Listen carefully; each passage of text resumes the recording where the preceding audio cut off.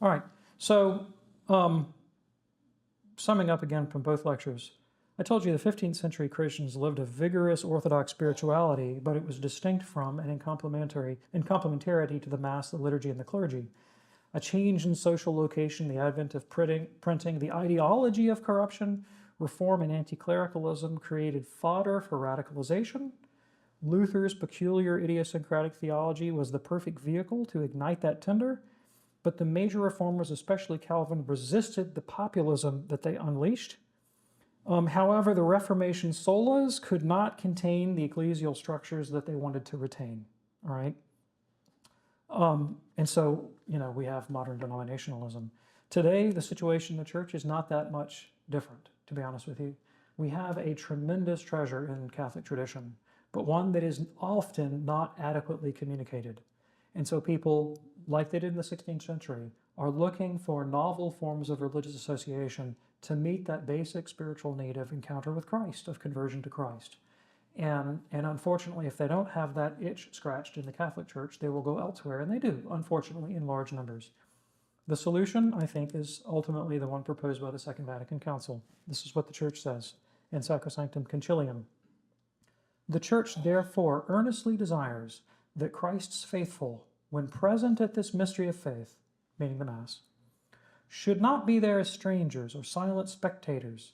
On the contrary, through a good understanding of the rites and the prayers, they should take part in the sacred action, conscious of what they are doing, with devotion and full collaboration. They should be instructed by God's word and be nourished at the table of the Lord's body. They should give thanks to God by offering the Immaculate Victim, not only through the hands of the priest, but also with him. If we do that, we're fully Catholic, and we keep everybody. Thanks. I'm done.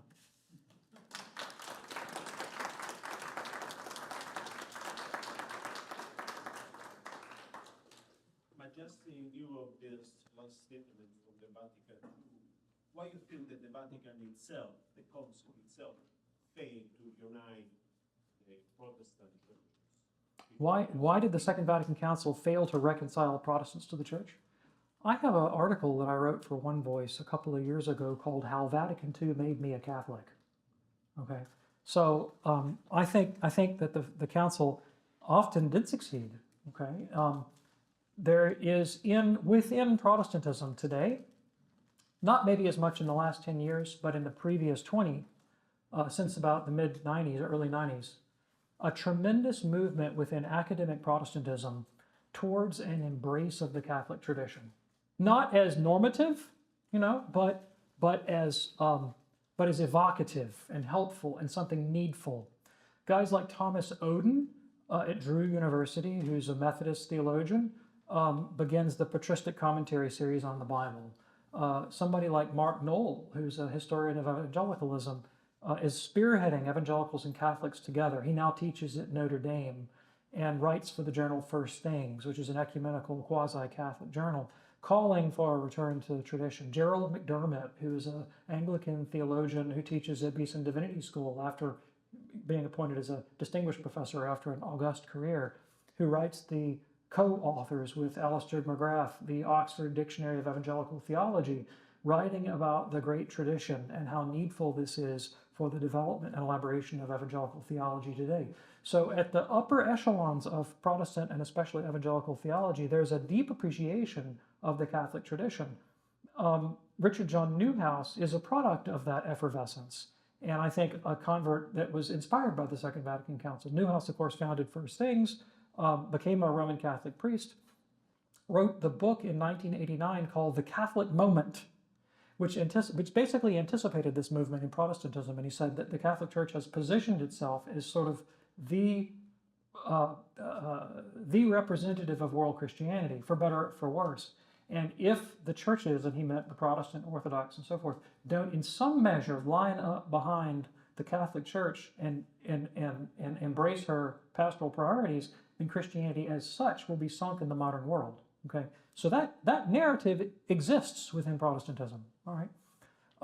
Now, here's a story. When I became Catholic, when I was thinking of becoming Catholic, I went to Our Lady of Sorrows and I knocked on the door, so to speak, and I talked to Father Muller.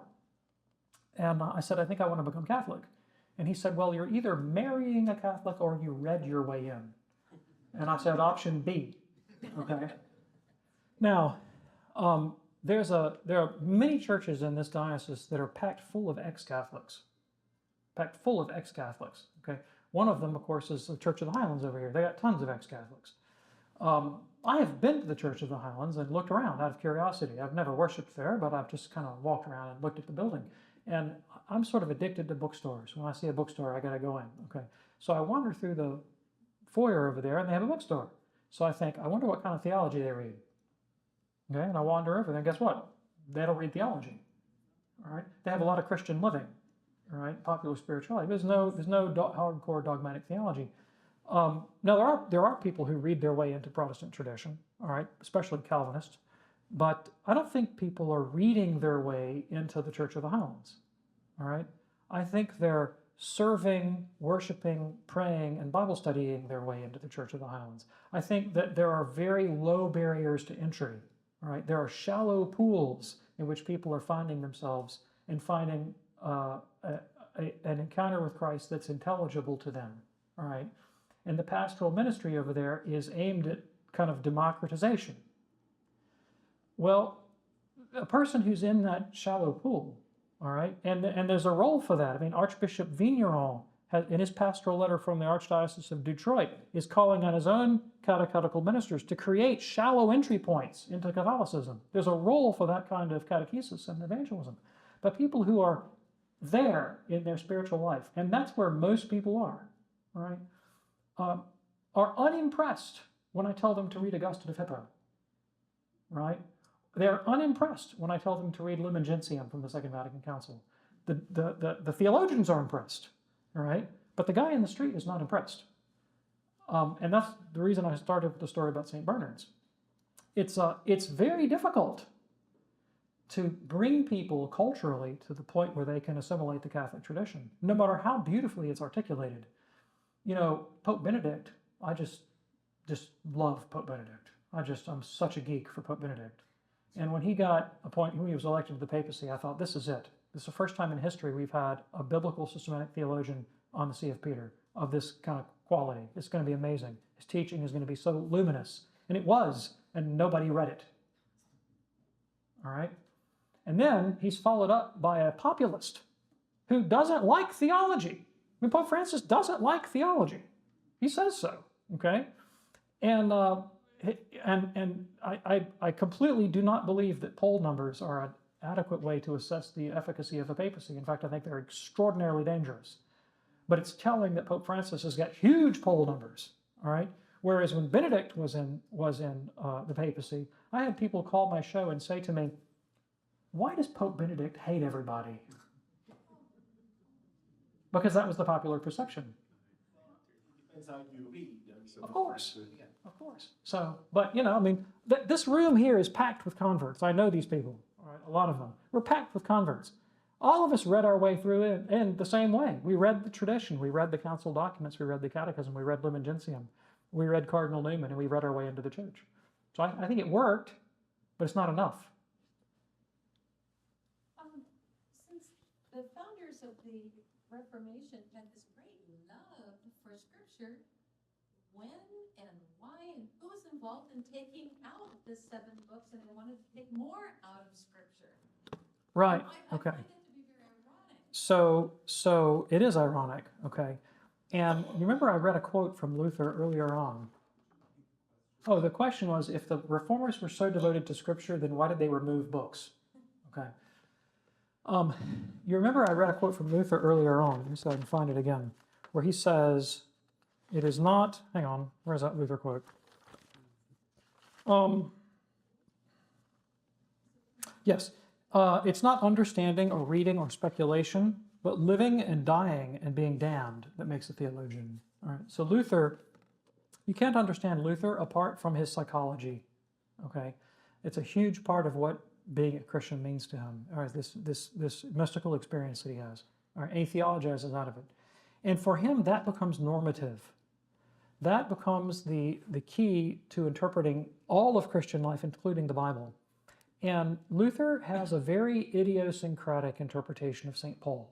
All right, one that's very novel and that no one had ever offered for 1,500 years throughout the world.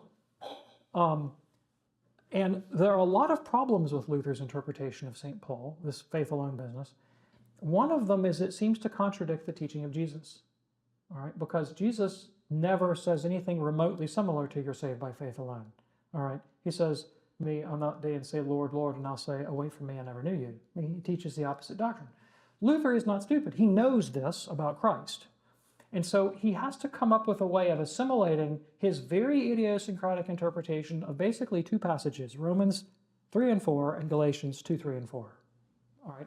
How does he take his interpretation of those two passages and assimilate them to a biblical tradition that's 98% against him?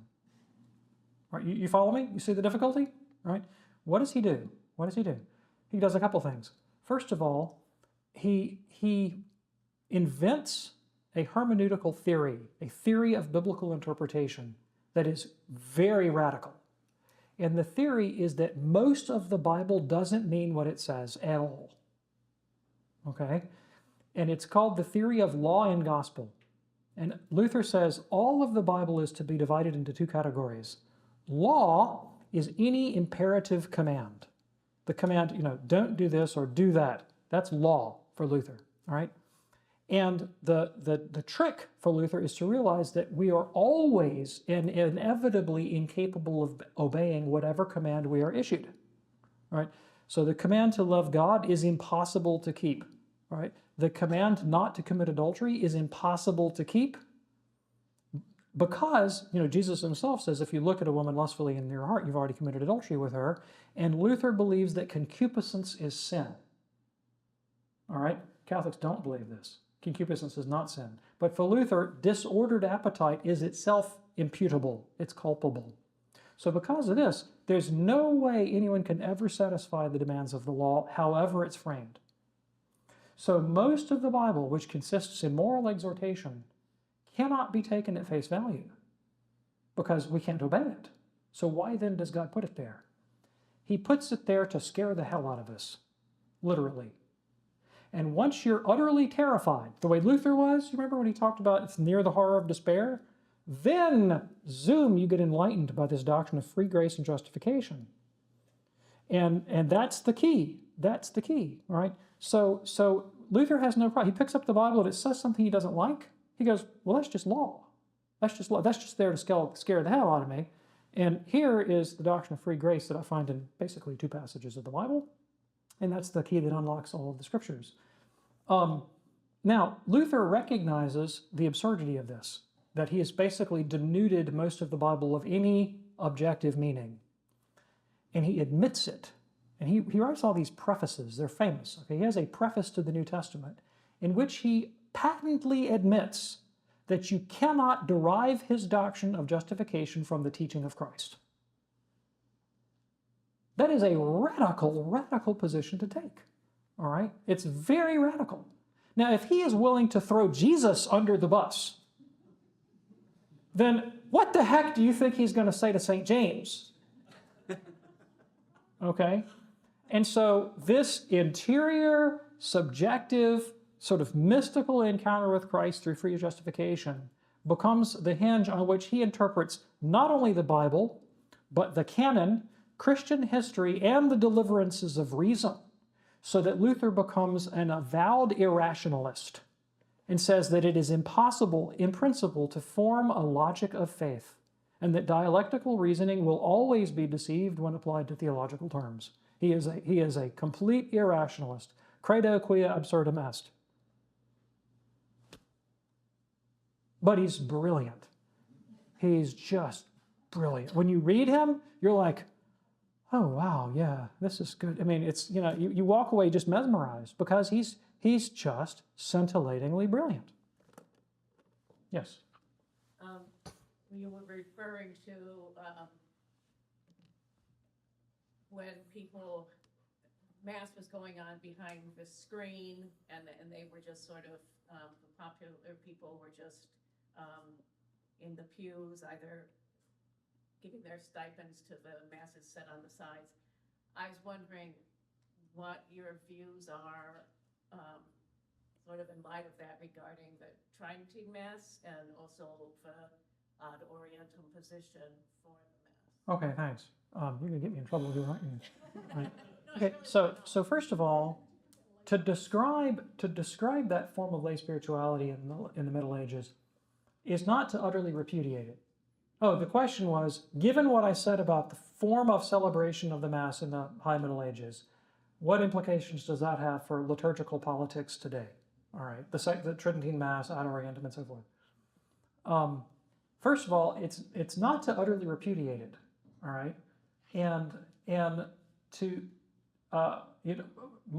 my wife very often pays Mass stipends and gives Mass cards to people for presents. That's kind of her favorite thing to do in all the world. All right, and that is a tried and true piece of Catholic practice and devotion, and it's part of the tradition. All right, and so we have to embrace it. We acknowledge this is a good thing. Okay, and so in part, the Council of Trent was an attempt to do, and the publication of the Roman Catechism was an attempt to do exactly what I'm calling for here, which is to recognize the objective difficulty that they were facing in the 15th century, and then to adequately catechize the people so that they could enter into an informed participation in the new Reformed Tridentine liturgy, which was standardized and formulaic and came with a built-in user's guide, which was the Roman Catechism. All right, and when you read doctors of the Church like Francis de Sales, I mean, he understands this very, very well. And you read the Introduction to the Devout Life and his section on how to go to Mass,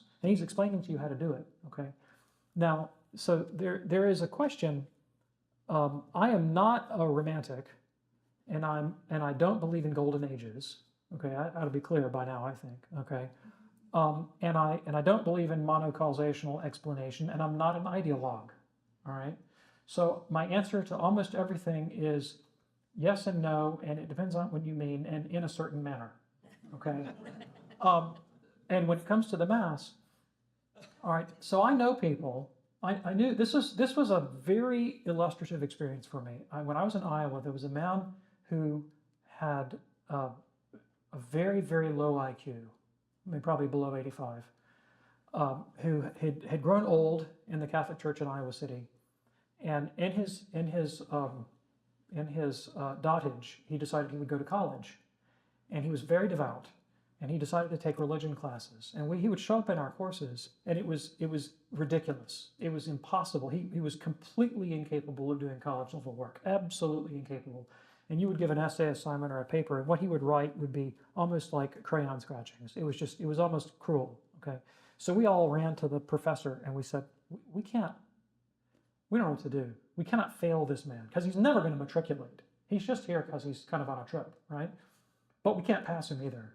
But we can't give him Fs because it's like kicking a puppy. I mean, it really was sad. And he says, just give him a C. Just give him a C. So his name was Bob. Whatever Bob turned in, he got a C. Okay. And he kept taking the same classes over and over and over again and loved it and had no idea that he did not know what was going on. Okay. And he would sit down to an exam, take it very seriously, and he had all these prayer cards. And he would put all his prayer cards out, and he somehow didn't get that none of us were Catholic. Okay. You know, I mean, he was really naive. And he started talking to me one time. He was much older than I was, about this is his position, not mine, what a travesty he thought the Second Vatican Council was, and how so much had been lost to the Church. This is his position, not mine. Okay. And I said, Bob, it was in Latin. He says, oh yeah, it was in Latin. I said, Bob, you don't speak Latin. He said, no, I don't speak Latin. I said, did you know what was going on? Did you know the prayers? Did you know what they meant? He said, of course. It's what I was brought up to. And another good friend of mine who's at the other end of the IQ spectrum, all right, is Father Lambert Greenan. Okay. And of course he grew up to the Dominican Mass, which is not the Tridentine Mass, but it is an old Latin form of the Mass. And I remember asking Father Lambert one time what he thought about tradies today, Latin Mass, aficionados and devotees today. And he hated, well, There are things about the reform of the Mass that he really doesn't like. I mean, if he'll talk to you about them and explain to you some of the things that he thinks went wrong. But he's also not an ideologue and he's not a traditionalist. Okay, so he thinks there's good and bad. And he said to me, he said, well, here's the difference between the way we celebrated the Latin Mass and the way I see it celebrated today. He says, today it feels to me like people who are trying to recover a form that they don't know. You know, there's a note of antiquarianism about it today. All right. Because when we grew up saying the Latin Mass, it was the Mass of the people. This was the Mass of the church. This is the Mass we knew. We knew the thing inside and out, you know, backwards and forwards. So there was a form of engagement. It wasn't an ideological statement, you know. And today we're in a very bad situation, which is that I cannot go to Mass without making an ideological statement. Yeah. If I go to the Novus Ordo, then I'm not going to the Tridentine Mass. And oh, he's not into that. If I go to the Tridentine Mass, then I'm making an ideological statement about antiquarianism. And I think that Pope Benedict saw this dilemma, and he wanted to solve it, first of all, by making the Latin Mass a permanent part of the Church's patrimony that couldn't be rejected.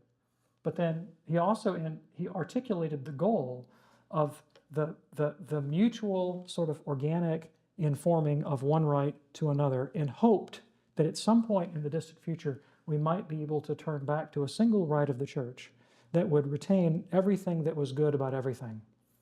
And there is a reason that Sacrosanctum... Like the Novus Ordo in Latin? Or? Well, there's a reason that Sacrosanctum Concilium was written. And if you've studied the liturgical movement, that for every Bob or Father Lambert out there that knew the thing backwards and forwards, there were a lot of people who didn't. And so the Tridentine Mass is not perfect, but in some people's minds, it's the best we've got. Now, other people think it's perfect, but that's a hard ideological position to hold. You see what I'm saying? Mm-hmm. And let me illustrate the difficulty we have with the Novus Ordo this way. Not the Novus Ordo, but with its contemporary celebration. What is the most important part of your participation in Mass? Now, I've already told all of you, so you know. But I asked this question around the country. What is the most important part of your participation in Mass? And generally the answer you get is going to Holy Communion. That is poppycock. That is not the most important part of your participation in Mass. Because if it were, then the Church was in grave prudential error for 1,000 years. Because lay people did not go to communion. If communing is the most important thing we do in the Mass, then for 1,000 years the Church denied people the most important thing about the Mass. That's not the most important thing about the Mass. The most important thing about the Mass is what Sacrosanctum Concilium said. It's learning how to offer it, the doctrine of sacrifice. Okay. Now, how do you elaborate that in spirituality and catechesis in a way that keeps the people who feel abused by the pre-Vatican II Church from getting the heebie-jeebies? All right? Because when you start talking about sacrifice and Eucharistic sacrifice and calling people back to that kind of spirituality, there are some that associate that with an ideological program, all right, many parts of which they can't embrace. And so it's a catechetical challenge. So I don't think it's a simple yes, no.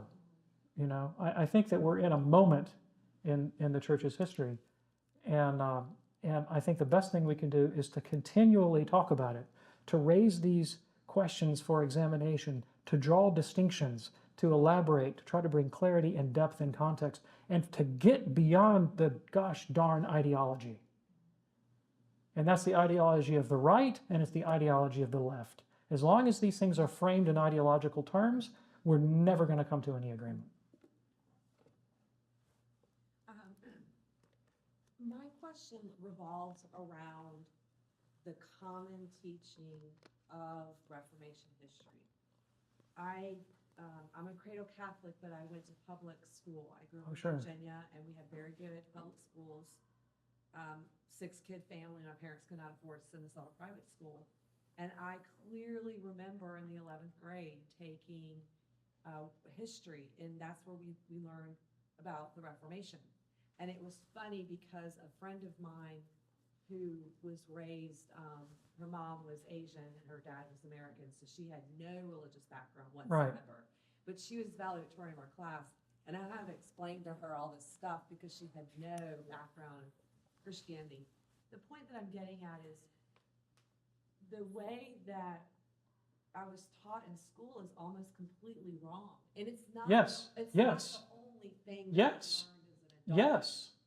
That I was completely taught wrong information. So how do we address that, and how does that change?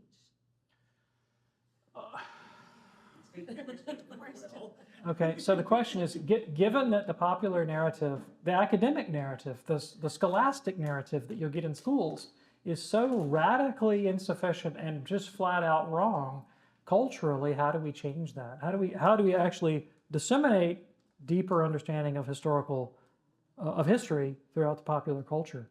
Okay, well, you know that the problem is deeper than you know. Okay. And it's worse and deeper today than it has ever been in human history because of the ideology of postmodernism. All right.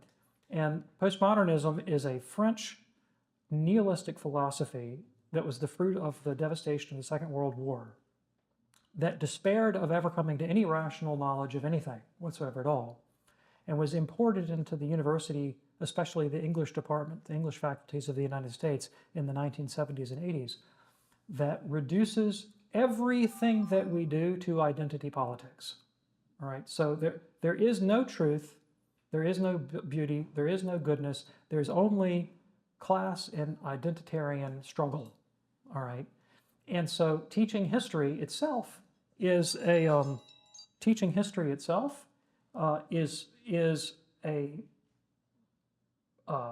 bigoted thing to do, because there is no history except the story that the victors tell. Right? You know, you've heard this kind of language, all right? And so, you know,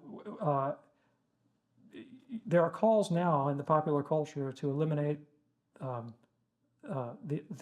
Bill of Rights, to get rid of the Bill of Rights, to get rid of freedom of speech, to get rid of freedom of association, to get rid of the trial by the right to a grand jury, I mean, the right to bear arms, the whole nine yards. And in that context, to actually try to make an intelligent case for the beauty and transcendence of the Catholic tradition, I mean, is impossibly difficult. So I think the way we do it curricularly is to get away from textbooks, all right? And to go back to what true Catholic classical education, you know, which is to read the greats, to read the sources, to learn grammar, which is to learn system and method and criticism, you know, with the mind like Cardinal Newman. This is what I would hope to promote in the Catholic schools. I mean, so Catholic education has a specific form that it ought to take, that it doesn't often take. But we're really talking about, I mean, trying to create a culture, and education is part of a culture that, and the only place to create it is inside the Catholic Church. I mean, it's not going to get created in the public schools, right? So, you know, become an educator of one kind or another. Doesn't mean necessarily be a school teacher. Study, teach, learn, share books, have these kind of meetings. You know, go lead some more. Start book clubs. Develop an educated, literate culture within the church. This is it, and I'm going to have to go. That's my wife calling me, so. Yeah, Ryan, what's up? I had a Protestant tell me recently, and he said that he's someone who otherwise has a great amount of respect for the Catholic Church. But he says that he just can't become Catholic because of 1 John chapter 3, verse 9, which says that if someone who is born of God cannot sin. That's his reason.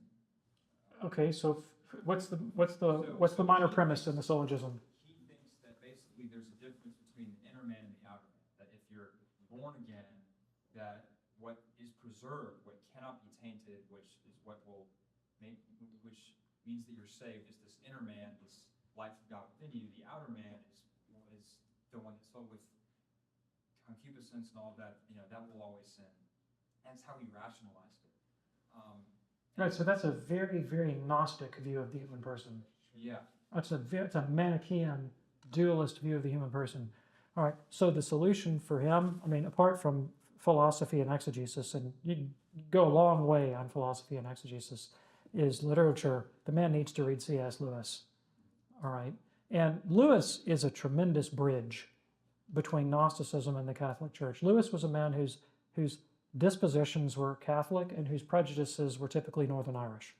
All right. So he never entered the church, but Lewis made me a Catholic because he formed my aesthetic sensibility, my moral imagination, all right, in a way that is so antithetical to Gnosticism and Manichaean dualism. And of course, my moral formation in the Reformers was deeply Manichaean, okay? The problem with Manichaeism is it runs flat up against reality, right? That you have to live in a world. And my wife doesn't care if my inner man is pure. If I'm late getting home, I'm still going to catch it.